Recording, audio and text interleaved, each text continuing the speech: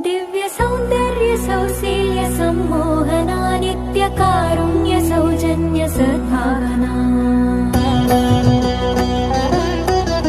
दिव्य सौन्दर्य सौशील्य सम्मोहना नित्य कारुण्य सौजन्य सद्भावना सर्वशस्त्रास्त्र शक्ति प्रभाधारणा सत्य सिंहासना धर्म संस्थापना न्याय विश्लेषण पोषणा स्नेह संभाषणा भूषणा वेद वेदांग शास्त्रार्थ विद्याधना आदि काव्यामृतानंद संवर्धना राम सीता सती प्राणनाथा